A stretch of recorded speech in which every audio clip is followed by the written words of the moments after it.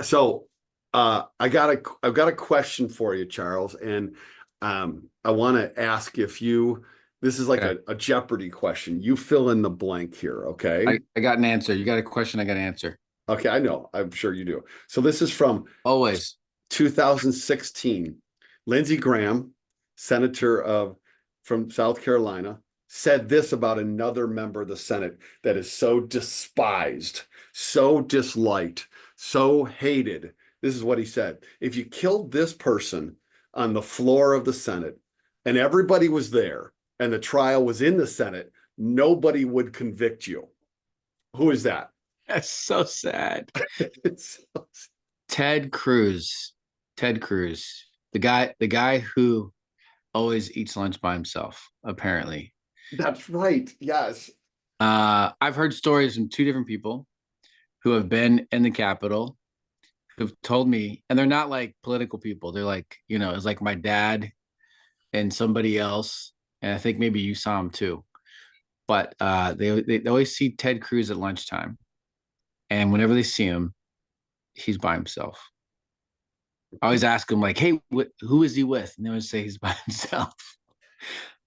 He's So he's a lonely dude, he and is. he. If there's one thing that Democrats and Republicans have agreed on over the years, mutual dislike for Ted Cruz. So why does he keep winning? Well, he doesn't win by a lot. I mean, he didn't win. He only won by 2.4% in 2018 against Beto. And So, less and less over yes. time. Okay. So here's another thing about Ted Cruz. So when Ted Cruz shows up at sporting events in Texas, there's a running trend where the team that he shows up to root for, which is the local Texas team, loses. It's a Okay. curse. It's It's the a Ted curse. Cruz curse. It's the Cruz curse. Exactly. So here, let me show you this ad. This is an ad that Allred, Colin. Colin Colin. Yeah. Allred. There is a pack. The pack is called Lose Cruz Pack. Okay. And it's about him, how he shows up and teams lose. And this is all leading to a very specific instance that makes this podcast timely, because we are nothing if not timely on these podcasts. Okay. Let's see. It is also unfortunate that his last name rhymes with so many terrible words like lose, or it alliterates really well. Yeah. Well, check this one out. So did I give you the sound? I want to make sure I didn't mess the sound up. Let's see. Because like once you nope. See, I missed it. Good. Okay. You got it? Yeah. Okay. All right. Look at the way they double this one on both the last and the first names. Feeling frustrated, exhausted, defeated. Wow. Fans across Texas are suffering from the same affliction, the Ted Cruz curse. Without Ted, the Sugar Bowl would have been sweeter. The Astros would have won the pennant. Texas Tech would have gone all the way, and the Rockets would have soared into the finals. Instead, Ted's curse shattered the dreams of Texas teams. Not even Jerry World is safe from Ted. Want to win? Lose Cruz. Feeling Wow. That's such a good ad. The guy at the end's punching the TV. Oh, that's so good. Yeah. So That is such a good ad. So that's a good ad because if you're not into politics, yeah, right. if you're a low information voter, and plenty on both sides, but more in the middle and the right, that's the kind of ad that appeals to you, where you're like, I don't care about politics at all. I don't know about policy. I don't know about issues. And that tends to be like, if you're one of those people, then you're into sports. If you're a low information on politics, then you're high information on sports. And also in Texas, sports is a religion, football especially. So that's speaking to some people's hearts. There's some people who are like, you know what? You're right. That's forget that guy. So last night, the college football season started in earnest yesterday. It started a week Yeah. ago, but there'd only been a few kind of games. Yesterday, Saturday, today is September 1st. Yesterday was Saturday, August 31st. The big game of the night, the one that was on national television, was Notre Dame. Like, then they draw the crowds, obviously, and Texas A&M. It was at Texas A&M in College Station, Texas. So Cruz went to the game. Oh Uh, no. and he took Kari Lake with him, okay, from Arizona. So Oh they my were God. both there. All right. You know what happened? Oh my gosh. Are you Notre Dame, serious? Notre Dame beat him 23-13. Yeah. Dang. Oh my gosh. It's true. So let me show you this piece. This is from a Twitter post on Reddit, not the domain I necessarily live in, but it crosses my paths. All right. You look at Reddit when people tweet about Reddit. That's when you look at Reddit. It's the same with Exactly. TikTok. Yeah. See, I don't know if you can see this. Let's see here. Yeah, I can see it. It says this is from January. So it's 9 months ago. Sports bettors are now 15-2 since 2017 when betting the money line against teams that Ted Cruz shows up to support in person. What? Okay, so now they're 16-2 in betting the money line against Ted Cruz's teams, and he shows them. This is Cruz last year when Texas played Washington. You ever see Washington in the Sugar Bowl? All right. Wow. So, oh my gosh, look at that money you could make off of him. If you placed a Betting against- $100 bet on each game, you'd have made 2,300 as of January. Okay, That's amazing. it's one of those little things in politics that, like, it like you're right. It's low information voters who are just like, I'm not even going to vote. But you're like, fucking Cruz, I lost another $100. All right. Yeah. Even people who are like, oh, that's nonsense. And then it happens, you see the trend and you're like, I don't know. There's a correlation there. There's something there. This is kind of like the Madden curse. The Madden curse that says that if you're on the cover of so Madden is it's a football game. It's a video game. But if you're on the cover of a Madden football game for the year, then you're going to be injured or you're going to have a terrible season. And it's one of those things where it's like, it's not about the cover. It's about the fact that this person has risen to some level of stardom and they've lost focus on the game. Right. So it's these other elements. So with Cruz, maybe it's like when it gets to the point where it's big enough that Cruz is going to hop on the bandwagon, right? Because he's a bandwagon dude. He's not like I believe these principles, in life or in politics, and I'm going to be who I am. He's like, I'm going to follow the crowd. So maybe it's about this, like wherever the crowd goes, and Ted Cruz is a late arrival kind of dude, then that's like that team is too big. I don't know. There's something there though. Yeah. So we're talking about Ted Cruz to start this day's podcast because Charles and I and Puya have a running dialogue going about whether or not Common Power, with the help of Common Power, Colin Allred, the Democratic Senate candidate, can beat Ted Cruz this year. And Cruz beat Beto O'Rourke in 2018 in the closest it'd been by 2.4%. That was a blue wave year. Okay. Which is still 200,000 voters in Texas. Texas has millions and millions of voters. Okay.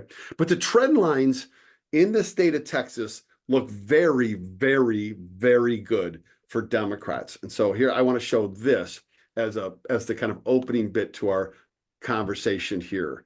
This is the trend line in Texas over time from 2000, and then it's mapped out in projected form to 2032. Wow, look at that. And the lines don't actually exist. The lines are the through lines, the averages of the results in each year. So there's an average Democratic and an average Republican result. This is just presidential, but it goes from a 33% gap from Bush, and Bush was there. No, I'm sorry, it wasn't Bush. No, it was Bush in 2000. I mean, all the way down to Biden loses by 5.5% in 2020. All right. Now, the Republicans are fighting fiercely in the state through voter suppression techniques and all kinds of removal of polling locations all over the state to block this. But sometimes demographics just win. Okay. And the black and brown voters in the state are growing and growing, and they vote much more often for Democrats than Republicans.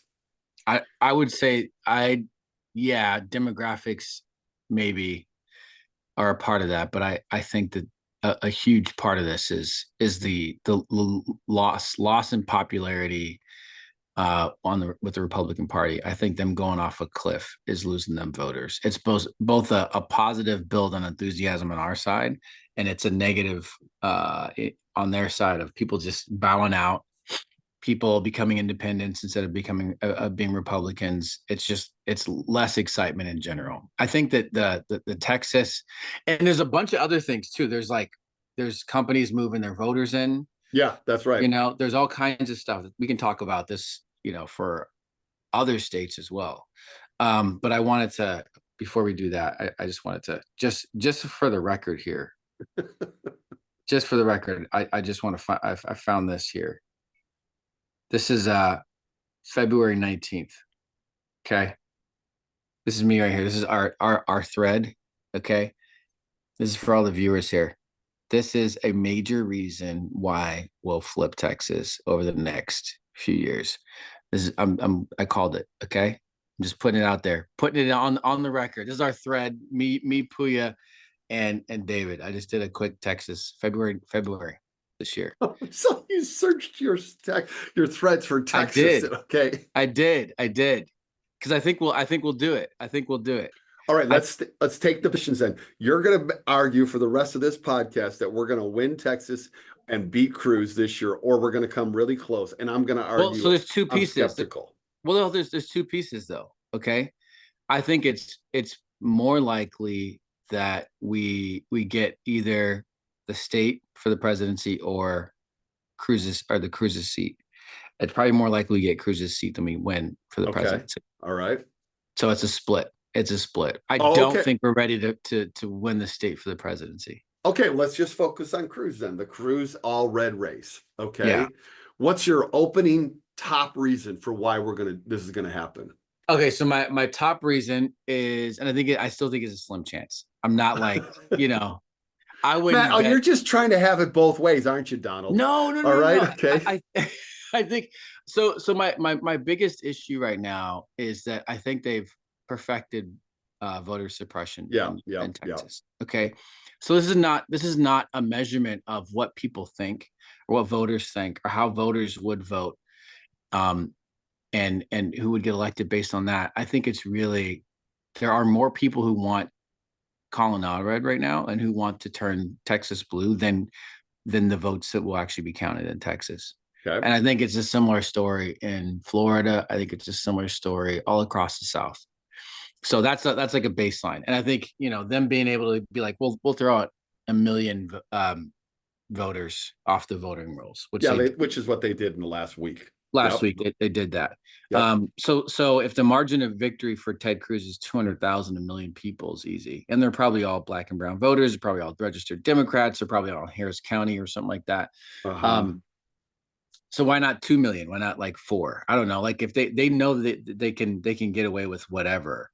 They also have the most corrupt Secretary of State in the country, Paxton, or is he? Yeah. So corrupt that even their party tried to get him out, and they weren't successful. So that's why I, just to put realism, a layer of realism on all this, highly unlikely. And I think that we've got the votes. If the votes are all counted, I think we got the votes because of the ascendancy of Kamala Harris and the lack of excitement around Trump and Trump really going completely off a cliff here. The excitement around him, the like people being tired of his shtick. It's just Republican voters are not going to show up in the way that they have before. Maybe Ted Cruz wins by 0.5%. I don't know. Okay. All right. So I just looked up and just a little background for everybody listening to this podcast. What often happens when Charles and I are doing the podcast together is we kind of discuss in advance what's the topic going to be. And then I gather information to show on this while Charles gathers information for his argument. Okay. And so I'm a neutral, Oh, objective, yeah. kind of careful presenter of information. Okay. And that's the teacher in me. It's the teacher in me, right? And Wow. Charles Wow. is Wow. Charles is all like, he pulls up his thread of his, he doesn't show all the texts where he's like, we not no chance in hell in Texas. He shows the one that he says this in, right? Okay, You that's know, good. I just want to say that I've been consistent on Texas. Okay. I've been consistent. And if you want consistency and leadership and you want people to stand by their principles, then you want to go with me. You know, I've been same thing for months. I've been saying, okay. Sure, totally. Yeah, Adam Schiff was asked on the news channels this morning, are you troubled by the fact that Kamala Harris has switched her position on fracking from 4 years ago? And that's Adam Schiff. Yeah, they asked Adam Schiff this, and Schiff said, look, she changed it from 4 years, over 4 years, she changed the position. Donald Trump has changed his position on abortion 4 times in the last 48 hours. In the last 48 hours. Okay. Right. Okay. So I just looked it up. The last Democrat to win a statewide election, a Senate seat, a governor's seat, was in the 80s or something? governor, 1994. 94. Okay. In Texas. So that's 30 years, exactly 30 years ago. Okay. So my position in this debate is to argue why it is that Allred's not going to beat, but I don't like that position. So I'm going to join you. Okay. I'm going to join you and say, here's my reason number two. Well, why Allred can beat, because you gave one, the excitement of Harris and the diminished excitement for Trump. My reason two is, Harris draws very large numbers or very large gaps of support over Trump in polls that we're seeing so far among Latino voters. Okay. Oh yeah, that's good. Biden was not getting these numbers. Okay. Biden was not getting these numbers. Harris is back to the kind of like Clinton-esque, Obama-esque numbers of about a 20%, 25% gap. All right. So if demographics are going to matter and the incoming percentage of registered voters that are new in the state of Texas is a very highly Latinx population. Okay. If you're going to flip a state and it's going to be on the strength of Latinx votes, then you got to have a candidate that is strong among them. Okay. And Harris seems to have this historical, very positive relationship with Latino voters. It's not something that I've done any research on, but the data suggests that she's had this historically. It goes back to California. Say it, right? SoCal. Yep. Goes all the way to SoCal. Well, in the Bay Area. Yeah, exactly. And California actually used to be a red state. You have Reagan and Nixon from California, and it flipped in 1992 after Proposition 187, when Pete Wilson tried to remove undocumented people from receiving health benefits in the state. Oh, interesting. I didn't know that. And it's been nothing but blue ever since on the strength of Latino voters. All right. So if you're going to move a state on Latinx voters, and you got to have a candidate that's very popular. Beto was. Okay. Yes. Yeah. He was, and he was younger, and he made some headway. Okay. Let me piggyback on that then. Okay. I'm going to piggyback on that. And I'm going to say that another reason why they're both going to do better in the state is because they're actually more moderate than Beto was. They're more moderate than Beto, and as moderate as Biden has become on immigration, on the border. And this is what we've seen in recent years is this nuance. Oh, this is good, man. This is good. Right? We've seen this nuance on immigration where we used to believe that all Latinx people thought the same way about immigration. And we see now, especially with some of the losses in Latinx voters in states like Arizona and Texas, where there's some Latinx voters who want a strong border, and they don't want wide open immigration. And Harris has moved towards the center on that, and Colin Allred is much more moderate than Beto was. You also see that in down ballot candidates, and so I'm going to bring in Michelle Viejo. in the Rio Grande Valley, somebody who we knocked on doors for in 2022, and we knocked on doors for actually early this year. And And the Rio Grande Valley is the river that separates Texas and Mexico. and it's also the area that is actually growing in strength for the Democrats. Yeah.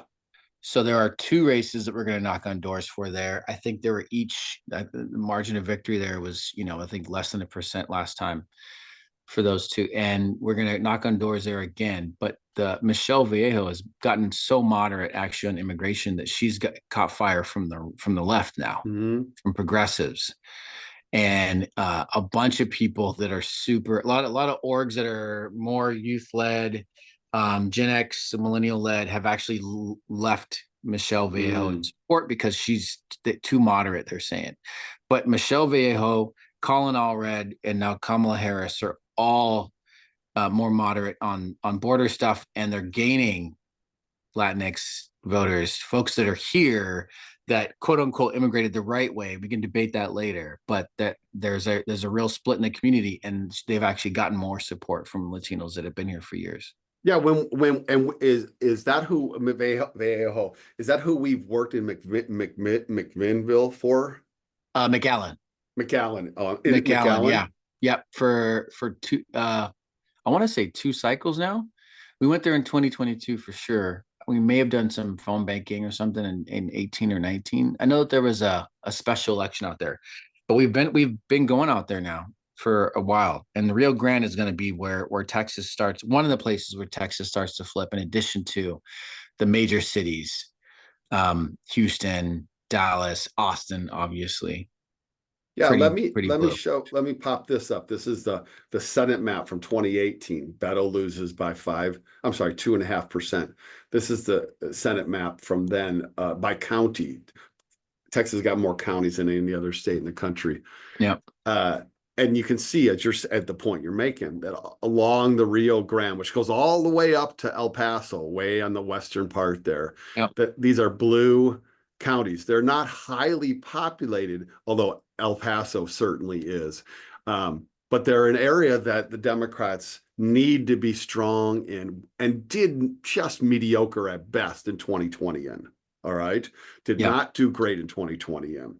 And then you see the blues in the center of the state. That's Dallas and Fort Worth up at the top. And then it's Houston, and then it's San Antonio, it's Texas, it's Austin. That's where you're looking. It's if you do a little circle there, it's Dallas, Houston, San Antonio, Austin. That's what. Wait, you use your pointer. I can see your pointer. Show me. There you go. Yeah. That's Dallas and Fort Worth. Yeah. That's Harris County. Yep. Houston. This is San Antonio. Yep. And then this is Austin. Okay. Now, those metropolitan areas are drawn, like you're saying, new voters and young, highly educated voters like crazy. All right. Exactly. Yep. Okay. Latinx voters. And I think your claim that you're making about the moderation of Harris and Allred and Vallejo on immigration is a really good one. I think that it's one that in our community probably is not beloved by some chunk of people, right? But it is exactly the kind of move that has to make to win a state like that. All right. Yeah. So, okay, my fourth reason why I think Allred can beat Cruz is because not only is this lose Cruz kind of notion kind of fun about him showing up at sporting events, primarily football games, and the Texas team losing. The fact is that Colin Allred is a former NFL player. All right. Colin Allred is a former NFL player. So if you were going to, like, in a laboratory, create like the ideal Democratic candidate for the statewide office in Texas, you'd have a former NFL player. It'd probably be the first item on the list. Okay, former NFL player. Second, you'd have a guy whose own skin tones are a little bit darker but passes as white, married to a white woman. Let's just be real about all of this. Right? Oh yeah. He's married to a white woman. They have a couple kids. And so the same way that Kamala Harris's candidacy is affected by the fact that she's married to a white man. Yes. It is. So all red brings, I mean, they may be the two most important things. All right. And then you add this dimension of like moderate on the border, which is probably the key issue in the state. The key issue in the state. Like that doesn't mean he's going to win, but it certainly puts him in the game. All right. Yeah. It gives him a chance.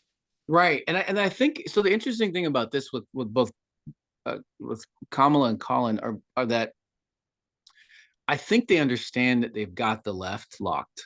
Okay. Right. They know that they've got young voters, they've got liberal people, to my point yesterday about the fact that, we're super educated about voting. Everyone understands what the numbers are, what the math is. So they're going to vote for these people no matter what. So strategically you go, okay, we've got them. So now we're going to do some stuff that's actually going to piss them off a little bit, because now we can spend some of that. We can spend some of that. We can move towards the middle and not lose those voters, because they're smart enough to know that they need to vote for us regardless. So what you don't see is you don't see Colin doing anything to win liberals. You don't see him doing this like both sides thing. Yeah. Because he's actually gotten critique from Democrats in Texas who say he's not doing what Beto did. He's not doing enough stuff with young people. He's not doing enough town hall things in blue cities with these large crowds. He's doing quiet, smaller things. He's doing things with conservatives. It's the same thing with Kamala, with the bus tour to rural parts of the country. She doesn't need to win folks in the left. And in fact, she can spin down some of that and go towards the middle. And that's a winning formula this year. It's a winning formula across the country. Okay. It's a winning formula for Pennsylvania. It's a winning formula for Alyssa Slotkin. In Michigan, it's gonna win for us in the third in Washington State. This is what's going to win this election. Now, these people are going to govern. We can talk about how they're going to govern and how they're going to vote in office. But I think that our side has gotten so savvy that we understand when it comes down to election time, we move to the middle. And when it comes to governing time, we're smart and we govern differently than the way that we run. Yep. I got two more, man. You got two more? Yeah. Wow. Let's go. Okay. Reason 5 is that. Are you numbering these the right way? I am. I got it. Pretty sure. Okay. For sure. All right. 5. For the record, you tend to use decimal points every once in a while when you number these things. It's cool. It's cool. I'll be Trumpian. This is the greatest numbering system ever. All right. This is the greatest. It's good. No one's ever numbered. No one's ever numbered the way that you do. All right, go. The fastest growing non-white population in the state actually isn't Latinx voters. It's South Asian voters in Texas. All right. Indian folks. We connected with them on our learning tour in Texas in 2022 with Save Texas. There's 2 A's in the middle. South Asian American Texas voters. Yes. Okay. Yeah. And you know why? And what we'll just say, they have tended to be more conservative. Okay. Yes. But they apparently the strength of support among for Harris, very high in this community, as you might expect. Yeah. So South Asian, driven largely by Indian immigrants who come over largely to work. So okay, so I'm gonna attach onto that one, and I'm gonna say that Texas is in large part doing what's happening in suburbs all over the country. And we talked about this when I was in the state. I remember talking about this. So here's a formula for how you change a state from red to blue. Okay. Formula goes like this.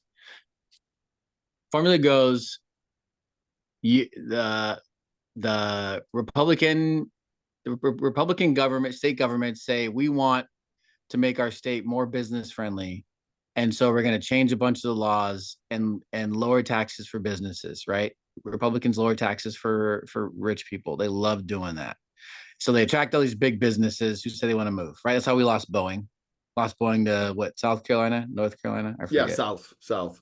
But not all of it, just so we're clear. We know this. But yes, not all of Boeing. We don't want to talk about Boeing. We lost all of Boeing. We don't claim any parts of Boeing anymore. Okay, David. Okay, so the headquarters move, a bunch of companies moving out of out of California to go to Texas. They move over, and when all these high-tech companies move, they got to move their workers too. So where do they move their workers from? They move their workers from the places where innovation happens, which is in blue states. Okay, they move their workers out, and all the workers have to move with them. So all these high-tech workers have to move. So they move a bunch of blue voters from these blue cities, and then they also move a bunch of immigrants because tech workers, we don't have enough tech workers in the United States, so we got to bring them in from overseas, largely from India, South Asian folks.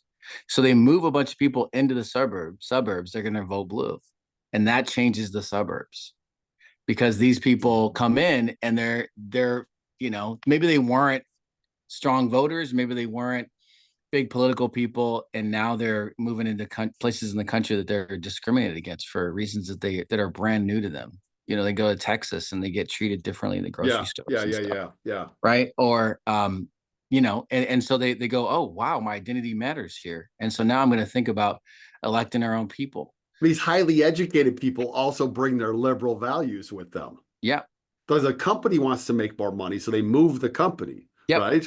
But the workers are like, hey, I'm highly educated. I'm voting for freedoms. Yeah. I'm voting for better education, cleaner environment. I voted for my kids to not get shot when they're going to school.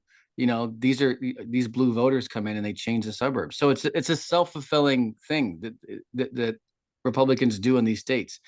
You set your watch. Any state that big tech companies start to move from blue states over because these, Elon Musk types are like, I want to keep more of my money. Didn't Jeff Bezos just move to Florida? I think he moved to Florida. I think so. Yeah. But set your watch because these billionaires that are looking out for themselves are about to change these states and turn them blue and give us a fighting chance, at least purple to begin with. Yeah, that's good. That's good. It's the classic self-interested move by the ownership of the company, which then brings these other people who have no choice along, right? And then they said, well, I'm here now, so we're going to fight in a new way. Yeah, that's good. Yeah. All right, number 6 this is the last one I got for why we're messing with Texas in 2024. So I think Colin Allred can beat Ted Cruz because of Beto O'Rourke. And Beto has built an infrastructure now in the state with his organizations, the Beto PACs that he has, and he campaigns relentlessly. This is like all the dude does. All right, is like he just thrives. He doesn't win elections because he's in a tough state, right? Yeah. But he is an organizer. He's like a Stacey Abrams. It's Abrams, and these are folks that build infrastructure. And so Beto is out there campaigning for them, essentially around the state, and he is that voice on the left that gets to vouch for them, right? Like, he's like, I'm vouching for them. I'm with them. He's like the AOC of Texas, right? That's right. I'm vouching for. So Beto's infrastructure, his PAC, his volunteers, his money, all of that, to me, is a foundation upon which now Allred and Harris are running. Yeah, that's great. That's great. Yeah. So the left learned a big lesson after Obama, and that's that you don't spend down your field capacity after you win or lose an election. You keep it going. And in red states, red and purple states, it's about losing better, right? That's what Lou said. Lou Friedland out of Wisconsin. We learn how to lose better. If we lose, we lose by a lower margin. And that takes keeping your ground game running. And Beto spun that up. Used all that money and all that credibility to spin up ground game with young people, and it's continued in Texas. And that's the reason why you get these smaller races where people are winning in Texas. Same goes for other states. Same goes for other folks that have lost in other states. That's why Georgia is still now is on the radar now, because Stacey Abrams did not spin down her capacity in Georgia. She kept it moving. Yeah. Okay, to wrap it up today, what's our commitment at CP to Texas for this year? So we're taking at least 2 trips down to Texas, maybe even 3. We've got in that state, I want to say there are already 30, 40 people signed up to travel to Texas already. and we're going to McAllen and the neighboring district. So we're taking two trips down there. I think we're going to split each trip between those two seats.